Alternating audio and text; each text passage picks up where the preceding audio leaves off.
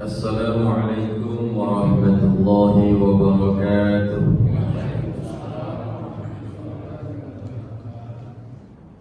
Alhamdulillah, alhamdulillahi rabbil alamin, alladzi khalaqal mauta wal hayata liyabluwakum ayyukum ahsanu amala, alladzi khalaqal insana fi ahsani taqwim, الذي أنزل القرآن هدى للناس الذي أرسل رسوله بالهدى ودين الحق ليظهره على الدين كله ولو كره المشركون. أشهد أن لا إله إلا الله وحده لا شريك له وأشهد أن محمدا عبده ورسوله لا من لا بعده. اللهم صل وسلم وبارك على سيدنا ومولانا وحبيبنا محمد صلى الله عليه وسلم خاتم الأنبياء والمرسلين وعلى آله وأصحابه أجمعين. Amma ba'du, bersyukur kepada Allah atas nikmatnya kita diberikan kesempatan untuk beribadah kepadanya sebagai hambanya, mewajibkan diri kita masing-masing untuk ta'abud kepada Allah, untuk hanya beribadah kepada Allah Subhanahu wa ta'ala. Salah satu nikmat itu kalau suara kita bagus itu nikmat. Tapi kalau udah kena batuk ini juga berarti kurang nikmatnya. Tapi nikmat juga masih karena masih bisa bersuara. Kalau sudah tak bisa bersuara lagi, maka habislah nikmat itu untuk bersuara. Hidung biasanya tak sengau-sengau, tak pilek-pilek, tapi ketika pilek maka berkuranglah nikmat itu sedikit. Tapi masih bisa bernapas, maka itu nikmat Allah Subhanahu wa ta'ala. Makan enak, itu nikmat Allah. Walaupun yang dimakan tidak begitu enak atau biasa-biasa saja. Kadang enaknya satu orang dengan orang lain itu berbeda. Itulah nikmat. Maka ternyata kita ini tak dapat menghitung nikmat Allah yang sudah diberikan kepada kita. La tuhsuha. Tak dapat kita menghitung nikmat Allah ini. Jadi kalau kita jabarkan selama seumur hidup kita ini tak dapat kita menjabarkan nikmat Allah yang diberikan. Paling menyebutkan yang besar-besar saja, yang kita rasakan langsung. Karena ada yang tidak langsung, ada yang langsung pun tidak semua kita bisa menyebutkan. Nah, bayangkan, saking banyaknya tak terhitung. Bapak Ibu yang dimuliakan oleh Allah Subhanahu wa ta'ala, maka pertemuan kita pada kesempatan ini, mari kita banyak-banyak bersyukur masih diberikan kesempatan untuk bersua dengan saudara-saudara kita. Walaupun malam tadi hujan yang selebat-lebatnya sampai pagi, siang juga masih ada gerimis. Sampai ustaz-ustaz itu di itu mau ceramah, mau khotib itu, yang jauh Bengkalai bahkan ada yang jalannya kebanjiran mas, lewat susah macet gitu, banyak. Tapi kata Pak Haji tadi saya diskusi sebenarnya hujan itu rahmat besar. Siapa yang tidak yakin dengan hujan itu rahmat, maka celakalah dia. Harus yakin, seyakinnya bahwa hujan itu rahmat. Itu ada yang wajar kalau kebanjiran banyak hujan lama berjam-jam. Ya rahmat juga. Kalau tak ada hujan, tak banjir begitu, orang tak berpikir. Hidup tenang nyaman gitu kan. Sekali-sekali kasih hujan banjir, nah itu orang berpikir, kenapa banjir itu? Itu rahmat itu. Membuka pikiran, membuka hati. Asal hujan 2 jam, 3 jam bukan baru banjir. Nah, berpikirlah banyak-banyak. masyarakat Pekanbaru ini supaya kalau hujan jangankan 2-3 jam, sehari pun kalau hujan banjir macam mana? Berarti hujan itu yang berjam-jam tadi itu membuka pikiran kita itu rahmat. Kalau dibiarkan saja nanti banyaklah nyamuk, banyaklah ini, banyaklah itu segala macam kan. Ternyata untungnya nyamuk itu hanya di Indonesia. Luar negeri tak ada nyamuk. Hebatnya itulah Tuhan kasih kita. Allah ada. Kenapa nyamuk itu ada di Indonesia? Coba apa keluar negeri ada nyamuk. Di Indonesia ada nyamuk. Kenapa? Karena memang musimnya berbeda. Nyamuk itu suka musim-musim di Indonesia ini. Mana ada yang musimnya sama di Indonesia ini ada nyamuk. Hebatnya Allah. Jadi Bapak Ibu yang dimuliakan Allah, ini sesungguhnya melanjutkan apa yang dulu pernah saya sampaikan berkenaan dengan masalah hati. Kan Nabi kita menyampaikan ala fil jasadi mudghah. Ingat, ketahuilah bahwasanya di dalam tubuh ada segumpal darah. Fa idza fasada jasadul kullu. Apabila yang segumpal itu fasad, rusak, maka rusaklah seluruhnya. Wa idza salahat fasad jasadul kullu. Apabila yang segumpal itu baik, maka baiklah seluruhnya. Ala wa hiya qalb. Dan ingatlah bahwa itu adalah hati. Ini mengingat di awal dulu. Nah, hati itu ada dua bentuknya, jasad, fisik, itu yang segumpal tadi itu, yang isinya darah, ya, nggak ada tulangnya, tapi banyak tuh, ribuan situ. Darahnya memumpah kemana-mana ya karena hati itu. Dan hebatnya lagi kemarin saya sampaikan bahwa salah satunya bisa menghancurkan kuman, ya, membuat sel-sel baru yang rusak. Jadi kalau manusia ini setiap saat ada selnya yang rusak, kemudian menjadi baru, itu ya ulahnya hati itu. Manfaatnya hati, jasad itu, yang bentuknya fisik. Nah, yang kedua adalah hati yang bentuknya ruhani. Maka kita kenal dengan hati nurani. Pernah saya sampaikan bahwa kalau ada orang lewat lalu melihat orang yang minta tolong, tak mau nolong, maka kita katakan ini tak punya hati nurani, ya gitu kan? Atau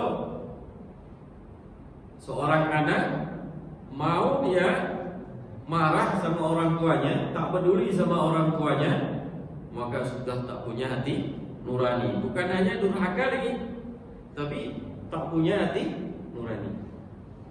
Atau bahkan kita bilang hati nuraninya sudah mati.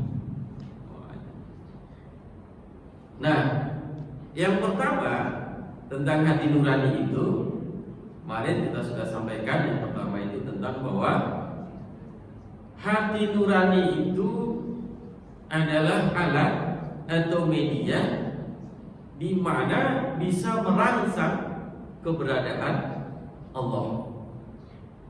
Jadi hati nuranilah yang bisa melihat, merangsang, menerima rangsangan-rangsangan keberadaan Allah. Bukan adanya Allah atau tidak, tapi keberadaan Allah. Contoh, kalau rame-rame puasa, aman tuh, enak. Tahu-tahu baru tadi kita kumpul bareng, tahu-tahu sudah mau maghrib, tahu-tahu sudah mau asar, sudah tahu mau maghrib, bareng-bareng. Kalau sendiri Lama betul waktunya ini menunggu bukaan. Lama betul waktunya ini untuk sholat asyar. Itu kalau sedih. Karena dia berpuasa, maka rangsangan penerimaan terhadap keberadaan Allah itu semakin cepat. Mudah untuk menerima keberadaan Allah. Mengapa dia harus berpuasa? Mengapa dia berpuasa? Bagaimana berpuasa? Untuk apa berpuasa? Seperti apa berpuasa? Apa manfaatnya puasa? Sesungguhnya kalau dia tahu bahwa puasa itu adalah milik Allah, maka yakin betul dia hati nuraninya itu sudah bermanfaat, berguna, maka dia sangat menerima dan tahu keberadaan Allah hadir di tengah-tengah dirinya. Itu salah satunya. Banyak sekali cara-cara atau kita bisa menerima keberadaan Allah, menempatkan rangsangan keberadaan Allah karena hati nurani kita. Jadi hati nurani itu mati, dia akan membuat hanya jauh dengan Allah. Dia akan jauh dari Allah karena hatinya mati, hati nuraninya mati, tak menerima keberadaan Allah. Kenapa orang membunuh? Bukan tak punya hati dia. Kenapa orang menjarah hak orang lain? Kemarin belum lama banyak penjarahannya di Jakarta. Bahkan sekarang yang paling dahsyat terbaru di Nepal, istana atau tempat kerja dewan itu dibakar. Menteri-menteri pun dipukuli di jalanan, dikejar-kejar dari rumahnya. Masya Allah. Bukan punya hati nggak mereka? Punya. Yang fisik tadi punya, ada hatinya. Kalau nggak ada hatinya macam mana nih? Ada hatinya. Tapi yang tidak ada, yang mati hatinya adalah hati nurani itu. Nah itu membedakan hati tadi dengan hati nurani itu tuh begitu. Kita bisa merasakan sendiri. Itu anaknya, dia buat sendiri. Dia lahirkan sendiri, dia besarkan, dia didik sendiri. Tapi suatu ketika marah, dia nggak hitung-hitungan marah sama anaknya. Ada nggak begitu? Ada. Ya, kalau hatinya sudah tertutup, hati nuraninya, kalau hati nuraninya sudah lemah, tidak tahu apa-apa lagi. Itu kalau hati sebagai alat atau media untuk menerima rangsangan keberadaan Allah. Jadi kalau hati nuraninya dia hidup, maka Allah selalu hadir. Allah selalu hadir dalam dirinya. Itu. Jadi jatuhnya adalah kepada kalau hatinya masih hidup, hati nuraninya, maka terbukalah dia akan dekat dengan Allah. Contoh lagi yang kuat, Rubin Onsu. Rubin tahu ya? Rubin Onsu. Tahu lah ini. Apa namanya itu? Artis ya? Dia sudah masuk Islam. Sudah masuk Islam. Sebelum masuk Islam, kenapa dia masuk Islam? Kalau kita lihat hidupnya di TV-TV itu dulunya dekat dengan orang-orang Islam, dekat masyarakat Islam. Bahkan sebelum masuk Islam dia sudah banyak membantu yatim, masuk ke daerah-daerah, kampung-kampung, bantu melihat, mendigang masjid-masjid. Dan kawan-kawannya adalah orang-orang Muslim. Dan ketika puasa menjadi MC di acara kegiatan orang Islam seperti sahur, ya. buka bersama dan lain-lain. Sehingga hati nuraninya menerima di situ, dibuka oleh Allah, terbukalah hati nuraninya untuk menerima keberadaan Allah sehingga dia masuk Islam. Jadi bukan tiba-tiba Pak orang masuk Islam itu kalau dari non muslim. Kita beruntung nih karena orang tua kita muslim. Lahir langsung muslim, langsung Islam. Beruntung kita. Coba kalau yang lahir kafir, lawan dari orang beriman atau muslim ya. Orang tak beriman kafir. Orang yang beriman kepada Allah maka dia beruntung. Jadi kalau lahir kita dalam kondisi seperti itu, alhamdulillah. Nah, itu ingat yang lampau. Nah, Bapak Ibu sekalian, untuk hari ini, saat ini pertemuan kita hari ini, kita masih akan bicara tentang hati nurani. Bagian yang selanjutnya. Apa selanjutnya? Yaitu Allah menempatkan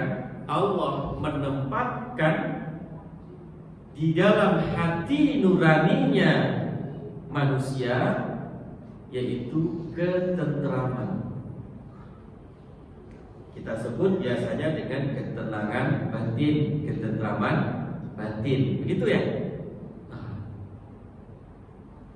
Sesungguhnya itu merupakan anugerah Allah, nikmat Allah, rahmat Allah, di mana kita diberikan hati yang tenang. Kenapa? Karena orang yang biasanya hatinya tenang adalah orang-orang yang beriman. Orang yang diberikan ketentraman, ketenangan adalah orang-orang yang beriman kepada Allah. Lihat ayatnya. Alladzina amanu wa tatma'innul qulub. Wa tatma'innu qulubuhum bi dzikrillah. Maka orang-orang yang beriman dan hatinya ditentramkan oleh Allah, hatinya ditenangkan oleh Allah, hatinya orang-orang yang beriman kepada Allah. Bizikrillah, dengan mengingat Allah. Ala bizikrillahi tatma'innul qulub. Dan hanya dengan mengingat Allah sajalah hati menjadi tenang.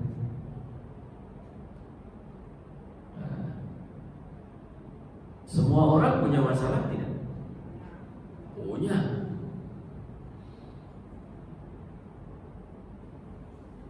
Anak janin atau anak bayi yang masih di dalam kandungan, hidupnya tenang atau gelisah? Tenang.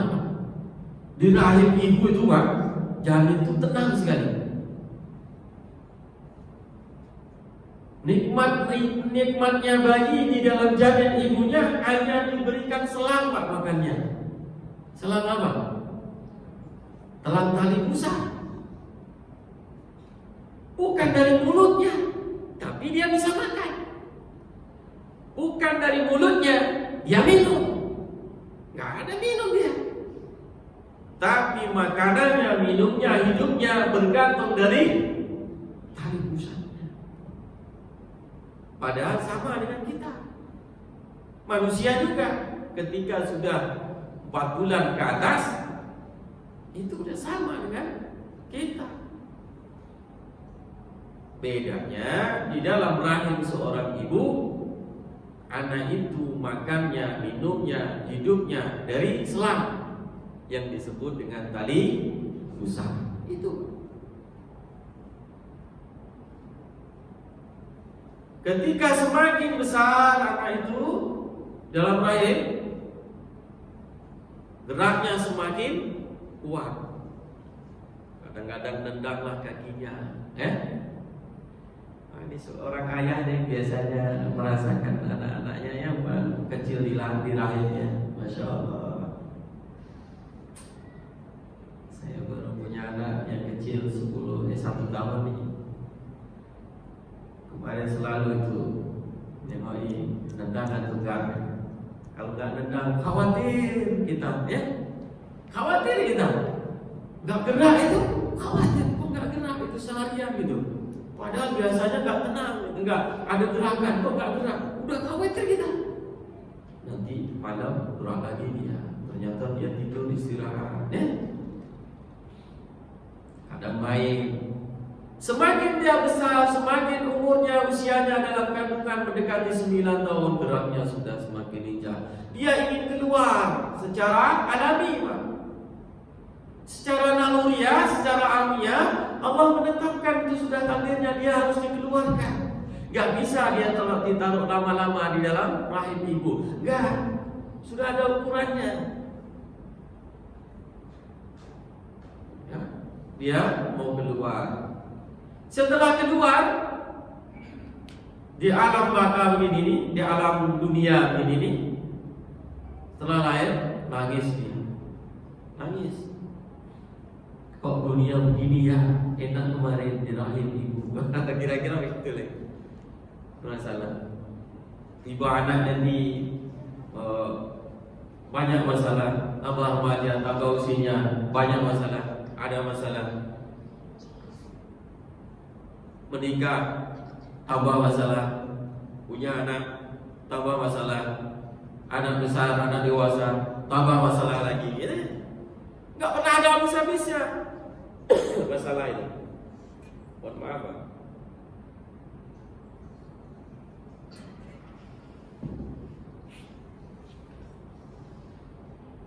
Jadi kita ini banyak masalah. Kalaulah bukan Allah yang menenangkan hati kita, karena kita beriman kepada Allah, maka disitulah puncaknya masalah itu.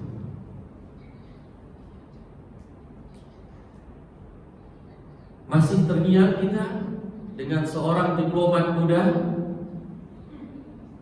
yang meninggal terlakban mukanya,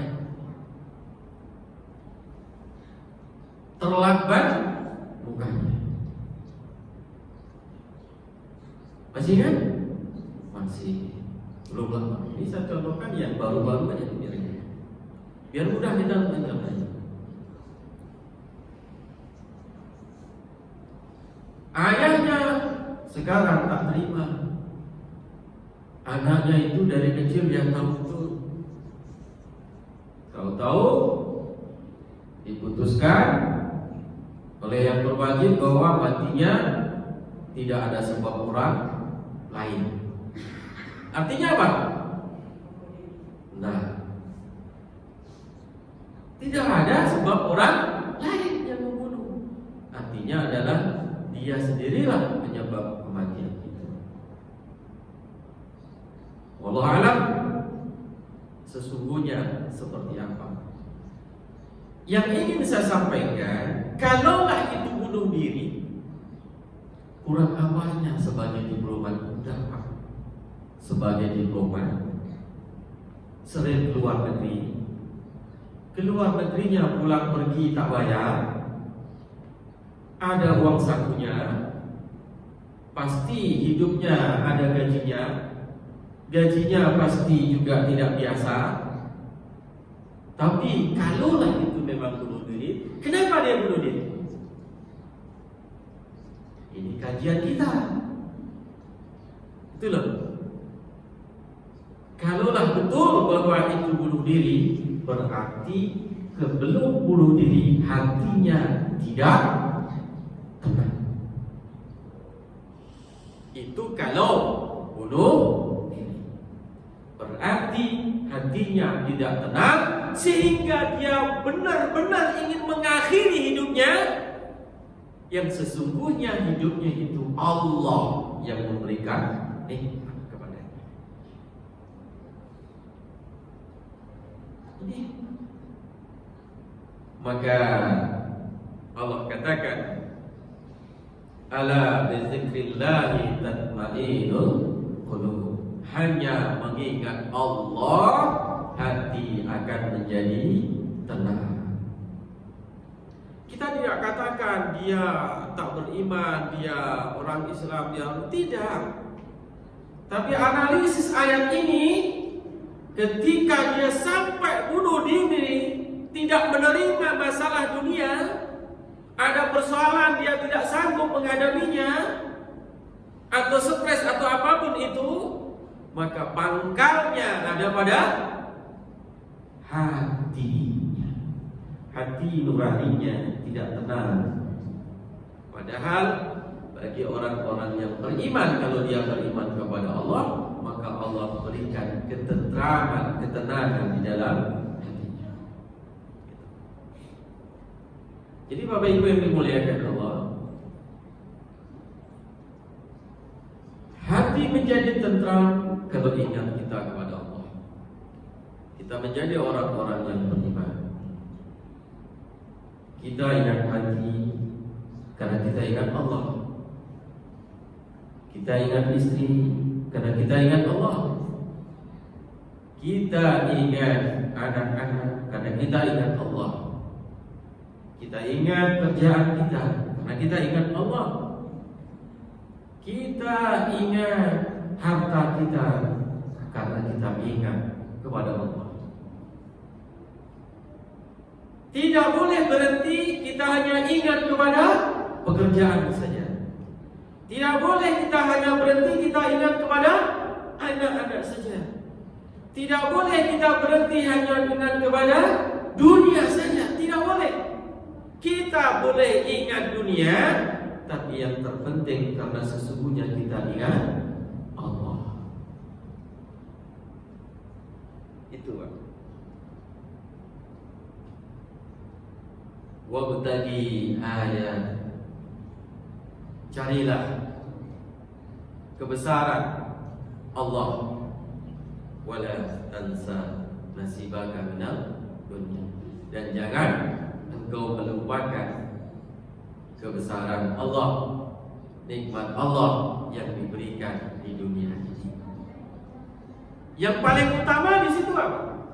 Akhirat dulu atau dunia dulu?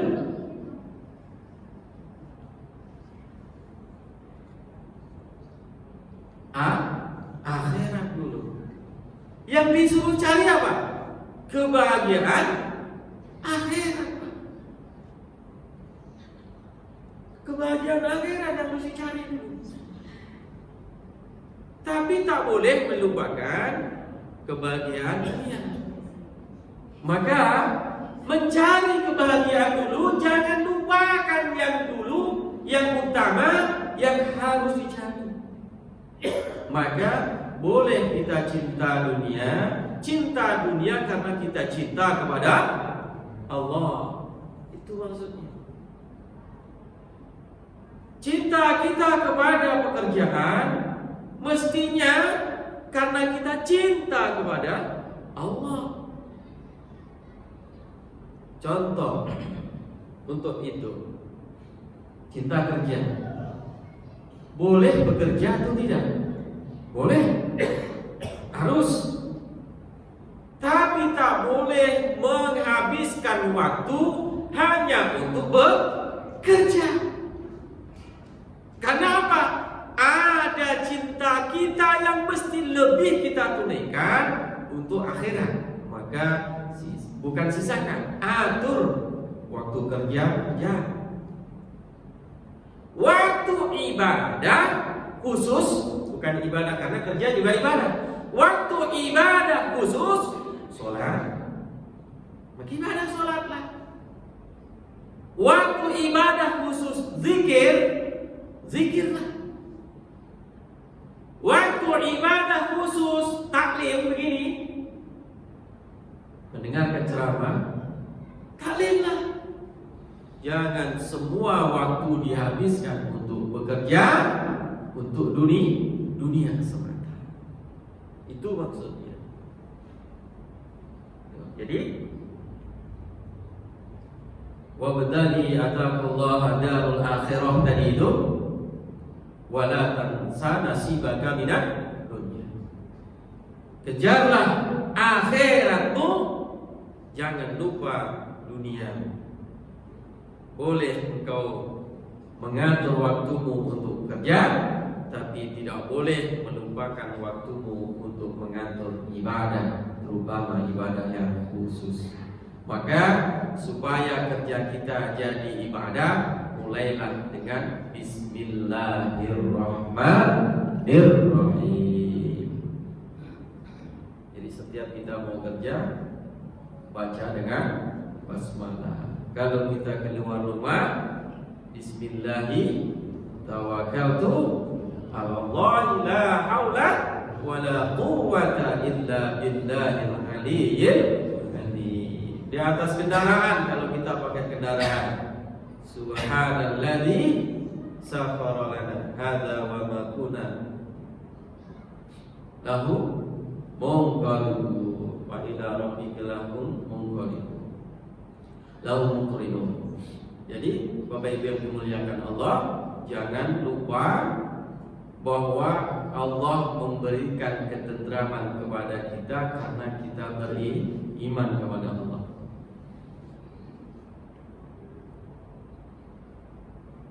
Di Jepang baru-baru ini Perdana Menterinya mengundurkan diri dari jabatannya sebagai Perdana Menteri. Nah, ini pengetahuan baru biar dapat kita. Jepang. Dan bukan sekali hari ini atau saat ini pemimpin-pemimpin Jepang kalau dia bersalah,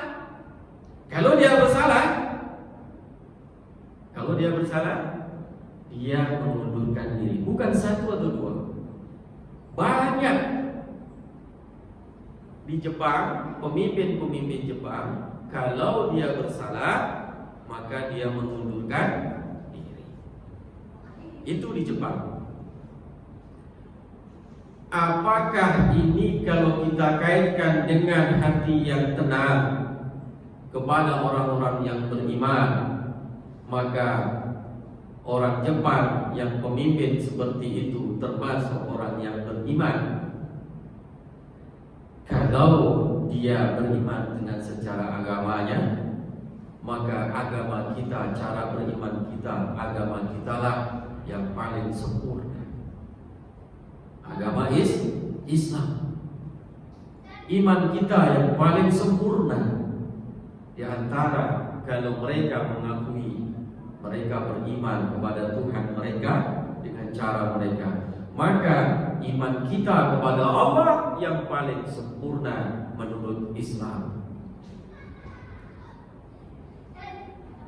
Tetapi dalam penelitian itu dikatakan, dijelaskan banyak sekali penelitian tentang itu. Kenapa orang Jepang ini kalau dia bersalah, pemimpinnya mundurkan diri?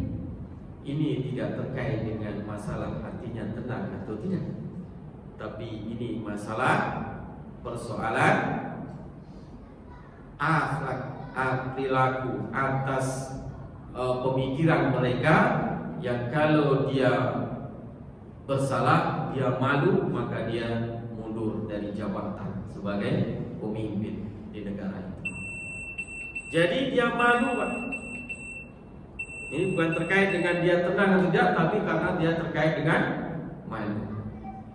Yang lebih parah lagi di Indonesia kita, sudah laksana disuruh mundur pun tak mau. Ini bukan persoalan hanya persoalan malu saja, hatinya itu betul-betul tertutup dengan dunia. Tak mau dia meninggalkan dunia. Tak tenang, biasanya dihormati, bukakan pintu, dia antar, dijaga, dilayani segala macamnya. Tiba-tiba kalau tak menjawab, hilang. Tak tenang hatinya. Lalu saya banyak ketemu dengan para petinggi-petinggi yang sudah pensiun. Apa? Cari kerja, buka lahan, tanam sawit, tanam kolam, tanam ikan, pasar. Supaya apa? Hatinya tenang untuk mengisi kekosongan setelah pensiun. Enggak tenang Pak, kalau biasa dilayani, kemudian tak telah jadi enggak dilayani. Begitu kira-kira. Wallahu alam. Apakah di sini ada? Wallahu alam. Mudah-mudahan semuanya kalaupun ada, serahkan kepada Allah agar hati kita tenang. Betul-betul yakinlah kepada Allah, seyakin-yakinnya, hakul yakin, nurul yakin, bahwa Allah lah yang memberikan ketentraman, Allah lah yang memberikan ketenangan di dalam hati nurani kita. Demikian, mudah-mudahan barokah. Mohon maaf suaranya terganggu karena kondisinya. Saya berusaha untuk sekuat tenaga untuk mengendalikan, tapi itulah takdir Allah. Sudah minum obat, sudah berusaha tak minum makan apa sembarangan, terjaga betul, tapi memang sudah seperti itu. Terima kasih atas perhatiannya, atas maafnya, pengertiannya. Salah dari salah, benarnya dari Allah Subhanahu wa taala. Billahi taufiq wal hidayah. Wassalamualaikum warahmatullahi wabarakatuh.